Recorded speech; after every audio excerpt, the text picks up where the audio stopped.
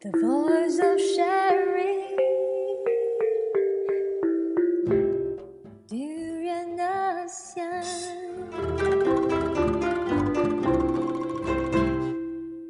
Hi, I'm returning again from Durian ASEAN.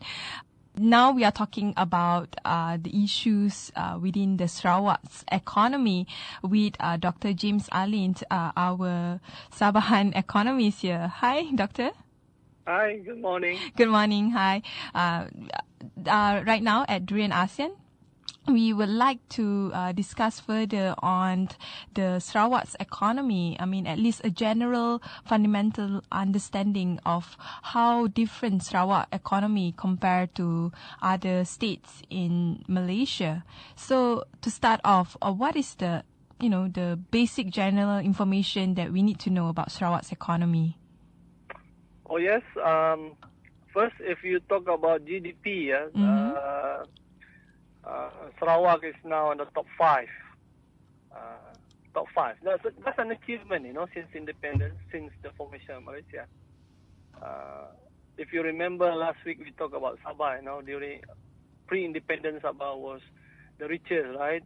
Top five richest today, and the top five poor. Sarawak is opposite. Sarawak maintained.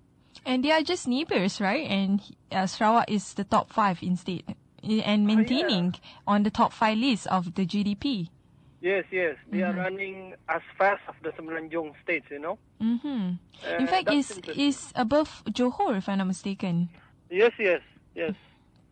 For one thing, if you look at Sabah domestic production, Sarawak, they also rely on commodities plus they have manufacturing, quite big manufacturing and service sector, and that what make them stronger economically speaking. The economy is booming for the past 10 years, regardless of what people say about what's going on. The economy of Sarawak is doing well. But all the evidence of development in the urban center, this is similar phenomena in Sabah. When you go to the rural area, slightly further, you will see there's no development and people are lagging behind. Typical poor people, they don't really benefit from that economic growth. And that's the interesting part where even though the GDP is among the top five compared to Sabah, but in terms of the conditions of majority of the people in Sarawak, it's almost the same with Sabah. People are majoritarily not well off or poor in that sense. Yes, especially the native. I'm not saying that there is no wealthy native. Of course, there's plenty of them, billionaire indigenous, but these are very small number, extremely small, I see. And what are the other issues that is faced by the indigenous and also the population of Sarawak in terms of their socio-economic conditions? Okay. Before we talk about that, maybe it's good if we have a general overview of what actually Sarawak is producing. Then from there we go and talk about the native, how the native in the economy. Actually, Sarawak major export actually is, as you already know, must be LNG, liquefied natural gas, crude petroleum, just like Sabah, and Terengganu.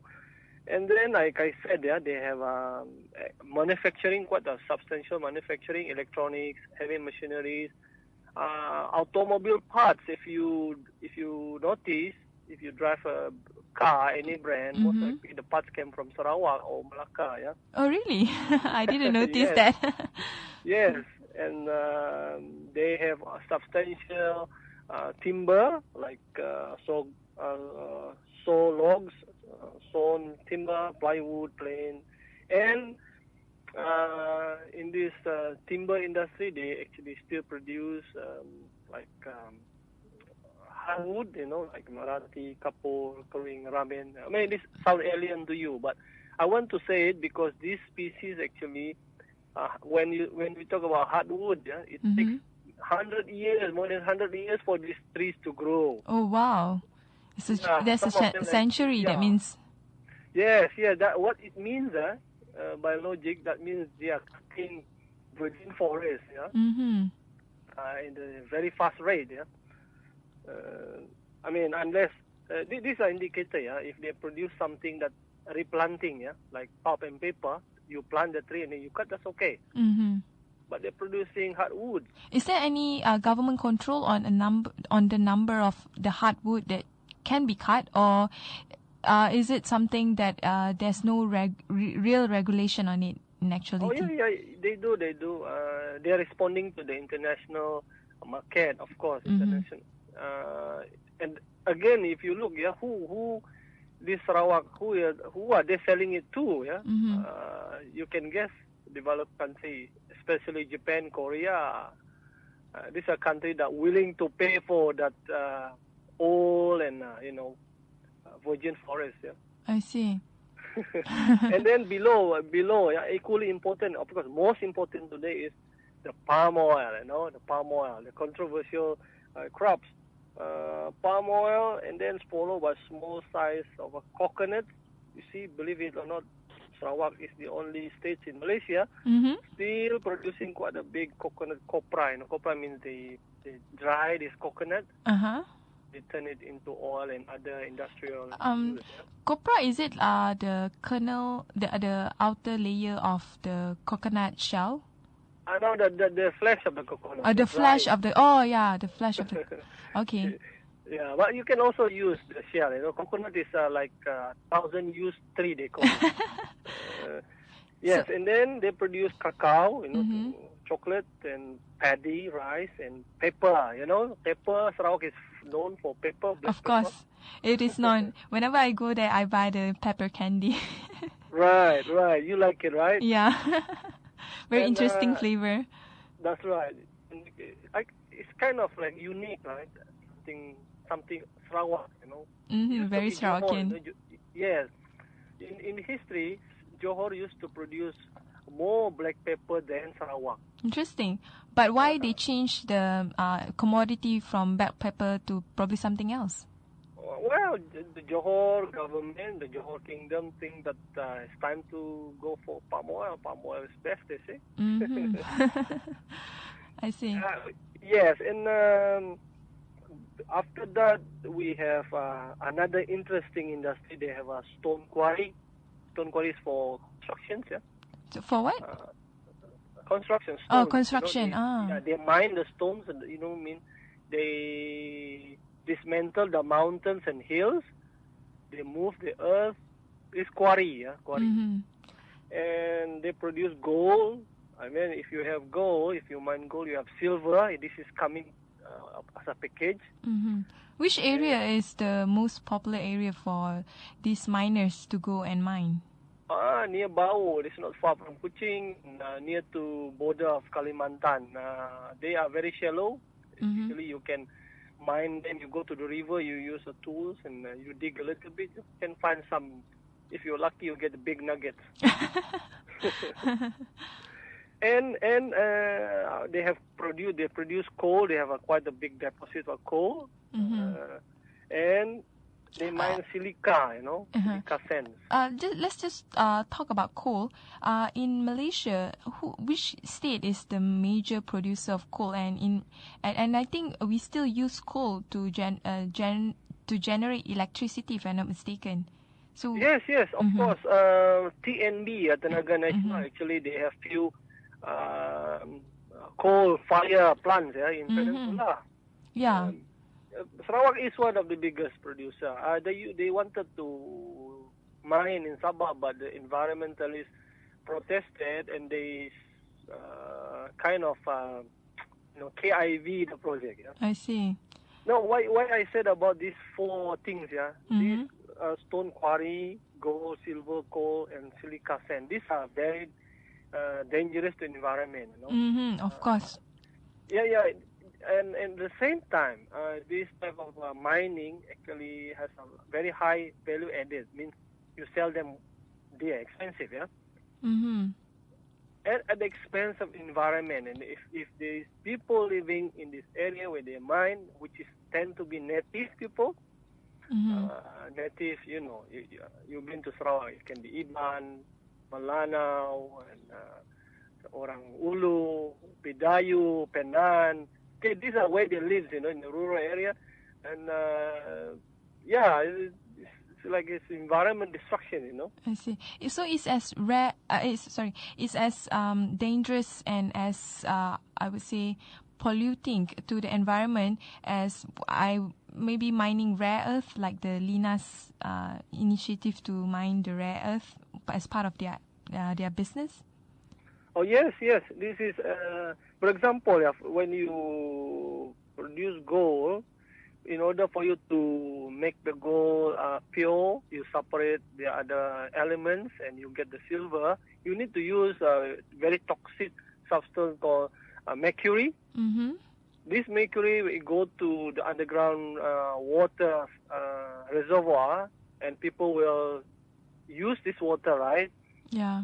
You get the disease, in the 70s in Japan, many thousand, 100,000 people suffer until today. They still survive. These people having disease, Minamata disease. Yeah, it's terrible disease. They lose their nerves. They cannot function. All the nerve system all break down. Mm-hmm. Has this really affected the people of Sarawak, or maybe within certain remote communities? Oh yeah, definitely. They don't appear in the newspaper because first of all they don't have access to the mainstream newspaper. Mm-hmm. And they just too far, and I don't know, maybe newspaper think it's not newsworthy, or maybe the state is in control of the media. I don't know.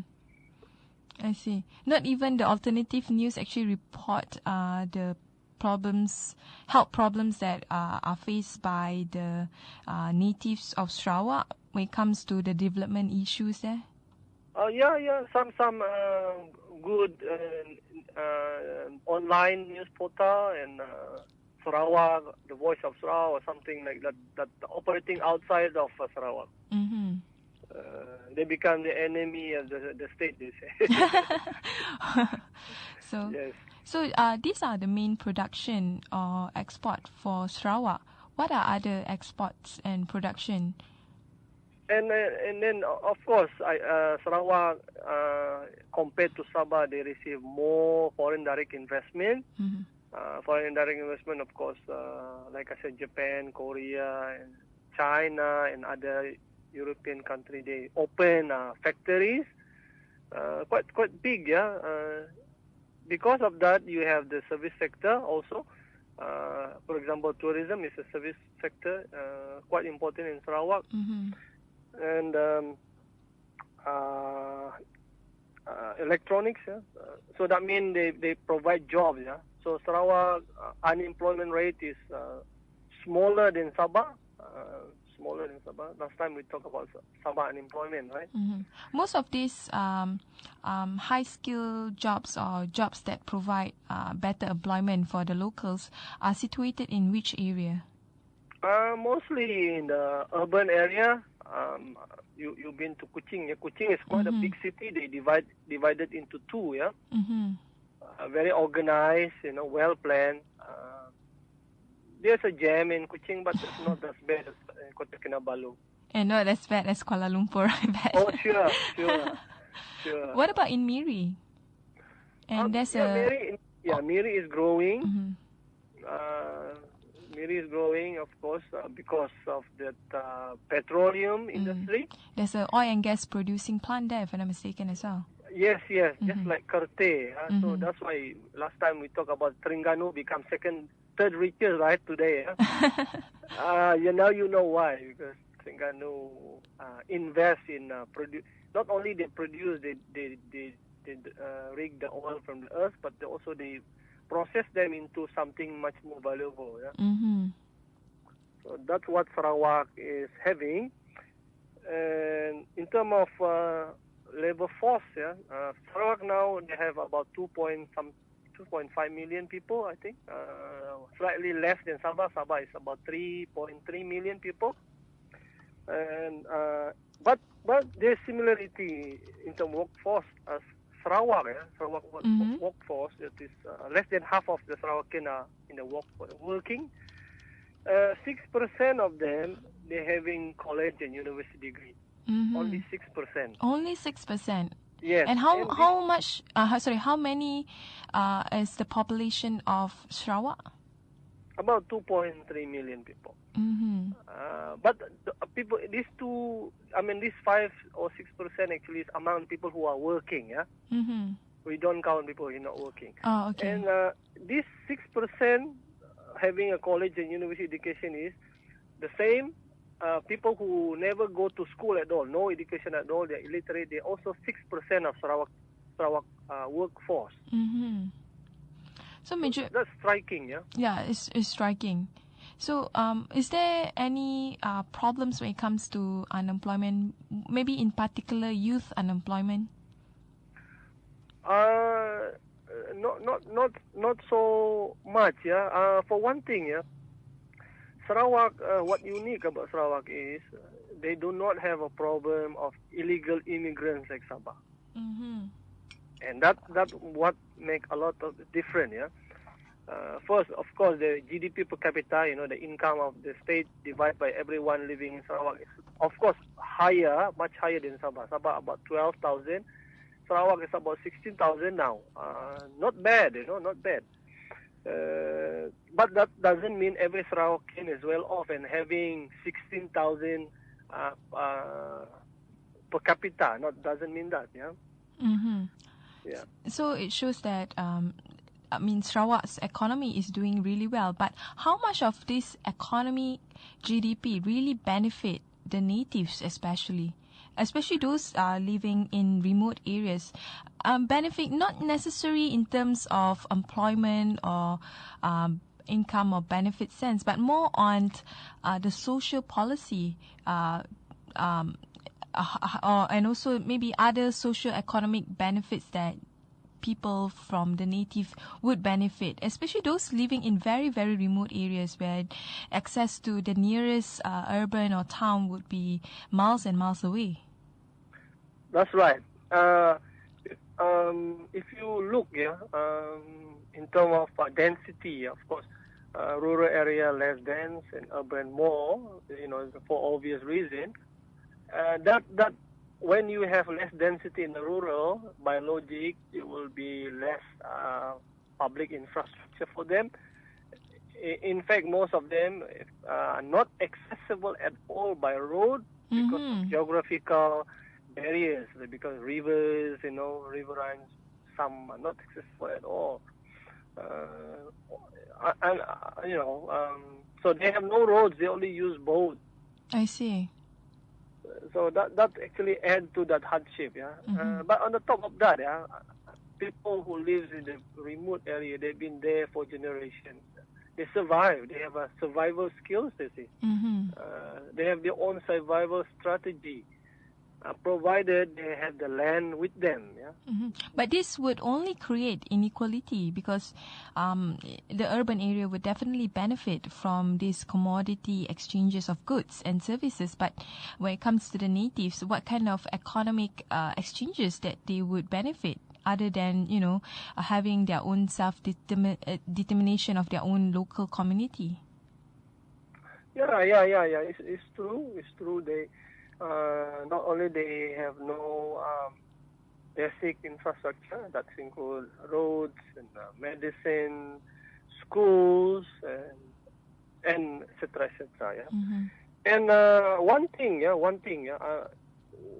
interesting to observe is this. Yeah, in 10 years ago, about 2002 or 2003, Sarawak used to have only about less than 400,000 hectare of palm oil. Yeah? Today is already 1 million something hectare. Yeah? 1,76,200 something hectare. And 1 million something hectare actually is half of what you have in Peninsula. Peninsula is about 2.5 million. Sabah 1.4 million hectare of palm oil. what does it mean? Yeah, what does it mean? Where is this extra huge area from? Mm-hmm. So, yeah, where is those land came from?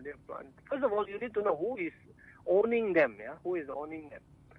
There's two type of ownership in palm oil plantation. Palm oil, one is a smallholders, one is a big plantation. Like, And those big Burma. plantations are owned by GLC or owned by foreign companies? All of them. Some are the state. Some are owned by from Peninsula investors, but mostly Sarawak. Yeah, the ruling parties, people who are related to the ruling parties. Mm-hmm. The crony, the princelings of the ruling parties. So, I mean, where do they get this land? Yeah, you see the native, yeah, like especially Iban, the Penang, yeah, they've been there. The land is the people, yeah. Mm-hmm. The land, for them, yeah, land is beyond commodity, yeah. For us modern people, land is for investment. We keep it like saving, right? Yeah. We sell it if you need to go get education, higher education. You sell it, so They're considered an asset. You know, the way I think the modern society view land more as a dollar and cent and assets. Very economic sense. But I think the natives would see this differently. Yes, natives, they have their customs, because before they used to live in a closed system, means only them, only the people that maintain the land lives there. Yeah? So they have like rumah panjang. You know, you've been to Longhouse? I haven't been yet, but it's very interesting. I mean, reading about it and looking photos about it. Yes, when you have a rumah panjang, the Iban, for example, yeah, Iban is not the only native that's having a rumah panjang. Okay. Mm-hmm. Bidayu too, like example, another ethnic. Yeah? Anyway, so the Iban, they have a long house, and each family that resides, each household resides, they have this space, the land behind or further away from the housing compound, you know. And these are called pemakai manoa. Yeah? Pemakai manoa. It's an Iban word. Yeah. Manoa means world. Yeah. Dunia. Yeah. World. So pemakai, you can guess. Mm-hmm. Wearing. You use. Yes. You use the word used by the ancestor. Mm-hmm. Something like that. I don't speak Iban, but my Iban friends, they told me. So the Iban. They decide among themselves, among the family, because usually Longhouse, they are related. So they will decide among themselves, no fighting. This is your space. You work on the land. You deserve that much, okay? And whatever animals and plants near you, you have the rights to, but you don't own them. You know, we share them. Mm-hmm. So this land, as long as you live in that community, you know who owns what, okay? Mm-hmm. It's already there inside their head, you know, in the memory of the people. Mm-hmm. The Tuai Rumah, the Tuai Rumah is the head of the Longhouse. He actually know exactly who owns where, yeah. Mm-hmm. So this pemakai manoa, and on the top of that, they also have Actually, the manoa, yeah, the manoa means the one that they cut the tree, yeah, they cut the tree and they plant paddy, for example, yeah. Mm-hmm. So they cut, and then after a few years, because the nutrition of the land the agriculture will take away the nutrients. After a few years, no more nutrients. They have to move elsewhere, you know. I see. There's a kind of shifting cultivation. You heard of it? Oh, not really. Okay, anyway, the reason why they move and they cut another forest nearby, actually not because they want to destroy the forest, because they want to let the whole area to rejuvenate, you know. I see. How long it takes in between? Is it like a year? Like they move to one place to another? A few years after that, they move to a new place, sell the tree and plant there. Then they go back to the area, you know, this area, fallow area. They let it fallow, means there's nothing planted there. They grow some shrubs and secondary forest will grow. So it's a very sustainable way of living. That's right. Yeah. Otherwise, if they stay in one place, they have to use intensive agriculture. They need pesticide, fertilizer. This destroys the And it environment. will erode the richness of the land as well. Sure. Yeah. But, because they own the land in the community, so they can do that rotation.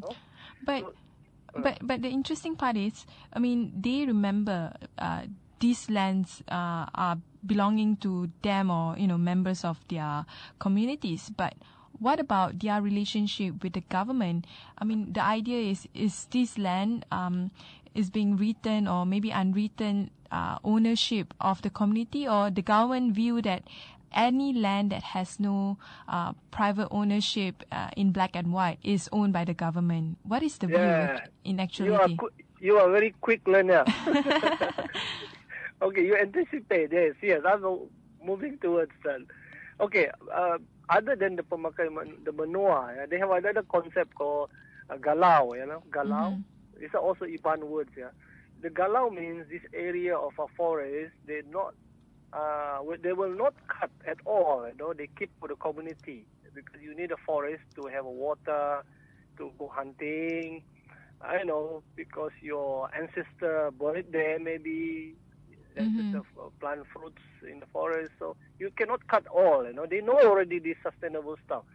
These are called galau. So, like you asked just now. So when the agency and other big company, they look for land. They say, hey, that land look empty. I don't see there's no grant. They'll go and check to the land department. They said, hey, this land got no title. No one owns it. It's not that they don't know the people owns it, but they, just how they go around the custom. This native customary land issue. Yeah. So they go around. They said, okay, since no one has a title on that big piece of land, very fertile and with timber and stuff, that galau, let's go and cut and plant palm oil there. I see. Yeah, and see what happens. Of course, people will protest, and when people protest, they try to negotiate, and the people will be at the losing end because these people have no big money, big bucks. The state agency and the big investors, they have money, they have the state machinery to mobilize. If you try to be funny, oftentimes this native will protest. Some resort to physical violence, but not because they are pushed against the wall. They have no choice but to fight back. Is this land grabbing or land expansion by developers something that is happening very, very frequently recently, or it has been going on since probably decades back? Yeah. Your question is a loaded question. I already said in 2003, only 400,000 hectares. Today it's more than 1 million hectares, right? So that means that's a big land grabbing somewhere, right? And it's going on, and it seems like it's getting larger and larger, like in this last 10 years, I would say. Right, and rightly so. This native, some highly educated Iban, the lawyers and the engineers, they are very, they have a strong consciousness. They know their rights, the rights of indigenous. They know their rights in the Constitution of Malaysia. So they go to court. Many cases where natives go to court. First, some of them lose, some of them appeal and then won. I take example. In 2011, I think, Iban, the Rumah Panjang in Sungai Lembong in Miri, they sue Land Customary and Development Authority, that's the state's investment agency, because CDA, they call Customary and Development Authority of Sarawak, gave the land to another company, Fungkai and Putra Semari, the one that developed quarry. So they mine the land of the native. exactly like you asked just now. Yeah. Oh, they say, oh, no one owns this piece of limestone. Let's go and mine it.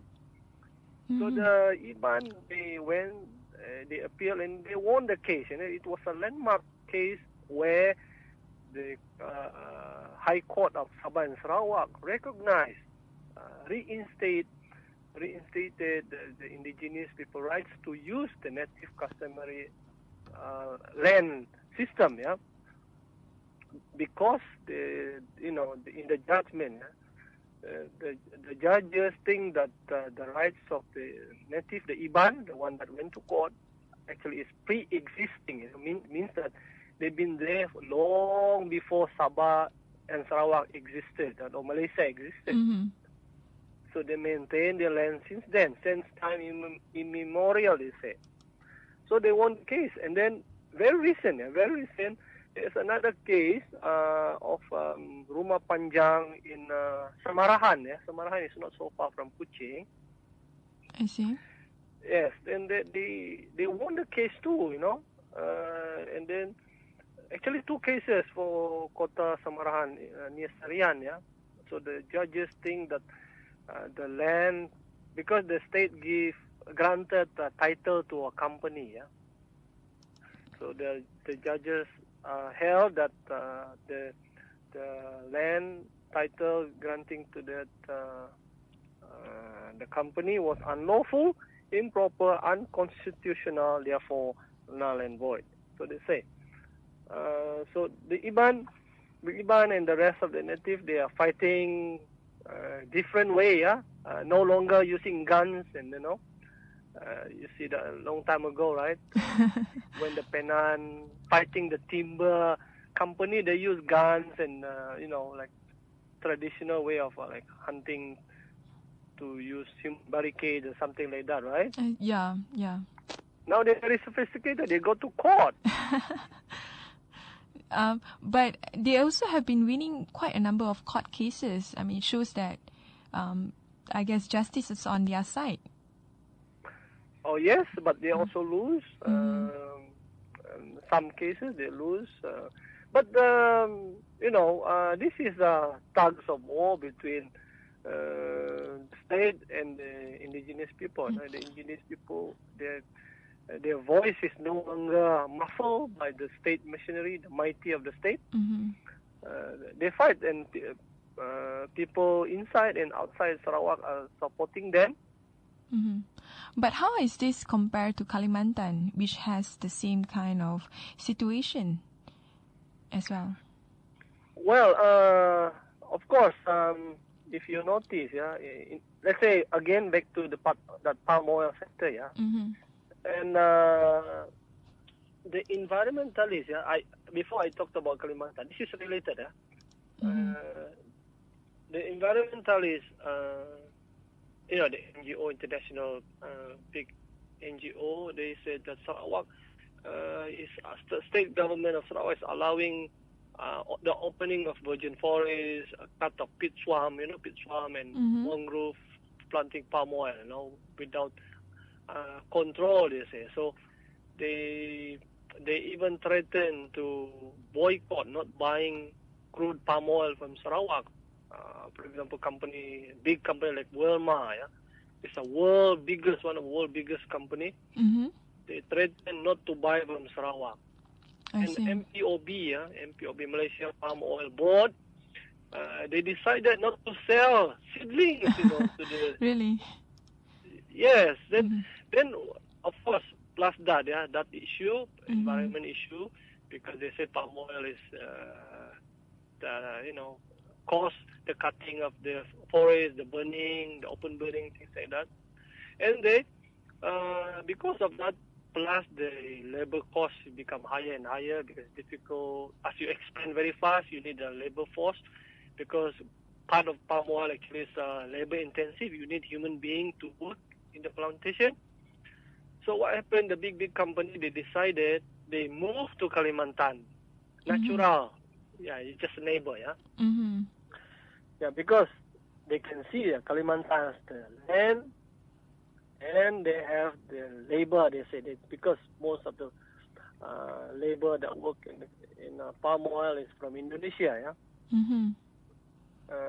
But that is most of the labor of Indonesia, but not from Kalimantan. Actually, they're from Java and other islands in Indonesia, Sulawesi, like that. Yeah.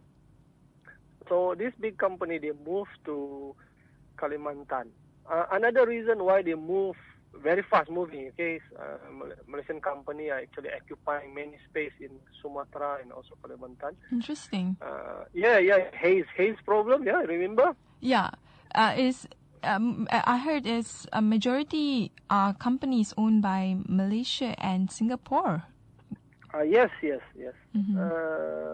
But I mean, that is a simplified version of the story. Mm-hmm. It's not necessarily true on the ground. There's Mm-hmm. many things that are happening. Yeah, but nonetheless, yeah, the big plantation, they moved to Kalimantan, to Sulawesi, because Indonesian government, clever Indonesian government, under Bambang Yudhoyono, yes. Mm-hmm. He cut, when we export crude palm oil, Mm-hmm. government impose tax, whatever, certain percentage of your sales, the government ask you to pay tax, right? Mm-hmm. So the Indonesian, very clever, they want to outcompete Malaysia to become the biggest palm oil producer in the world. They cut their tax. Ah. And Malaysian government not willing to cut the tax. I don't know what's the reason, yeah. Only the bureaucrats in Putrajaya and God knows why. I think they need the money. No, what I'm saying is the Malaysian government not willing to cut the tax I see. to compete with Indonesia. Mm-hmm. That means Indonesian palm oil product become cheaper and people will move there. That's why Mm-hmm. big boys move to Indonesia. Mm-hmm.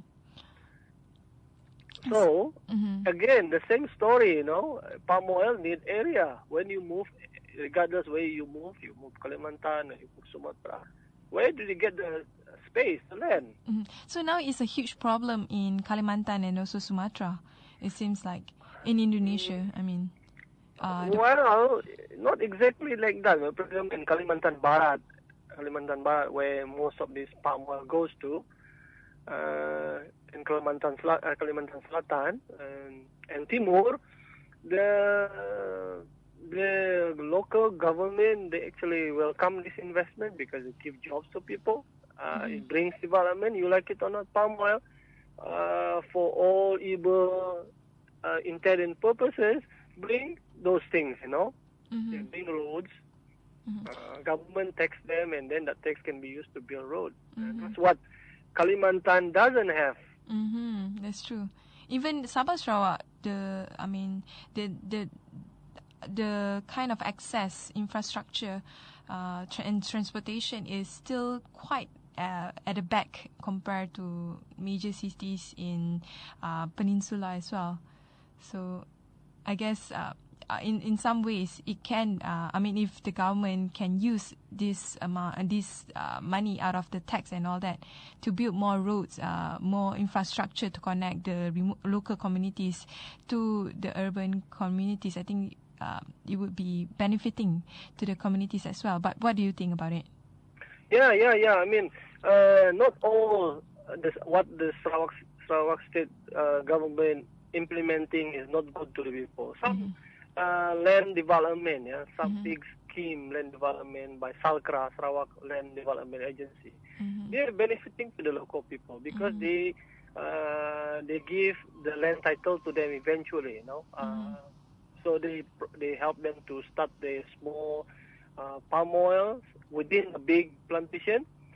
That state agency will open an oil mill because you cannot ask people to plant without there's a mill to sell to. And this thing worked well actually. And of course, once you have that, the palm oil start to produce. There's a tax. You build road, your schools, clinic will come with it. Those are the attendance benefit of the palm oil, you say. What do you foresee? I mean, my last question to you: what do you foresee Sarawak economy direction that it ought to go in order for it to be a more sustainable economy, not just to the state, but also to the natives? Yes, first of the land issue, the state, they need to work very hard to give back the land to where it belongs. That is the native people. It will be terrible waste of resources. Both sides, the state, that is taxpayer money, and the people who are very poor and need to hire lawyers, expensive lawyers. It's a terrible waste of time also for them to go to court just to get that rights, which actually they rightfully own for for a long time. They are not against development. People like development. Who doesn't? Who doesn't want to have a better life and be able to send your children to a better school? But taking away the land and assuming the land does not belong to anyone because they don't have land title is not the way to develop. This is also the same prescription for Kalimantan and Sabah. Mm-hmm. So, thank you. Dr. James. Has been a very good Sarawak's discussion on Sarawak's economy. I guess we can talk more about this, but we only permit with 1 hour of discussion. I hope to learn more about Sarawak's economy and how we can actually understand better the economy of each state in Malaysia. And thank you very much. Thank you for speaking with us at Durian ASEAN. Thank you. I hope to talk about Kalimantan one day. Sure. All right. Bye. All right.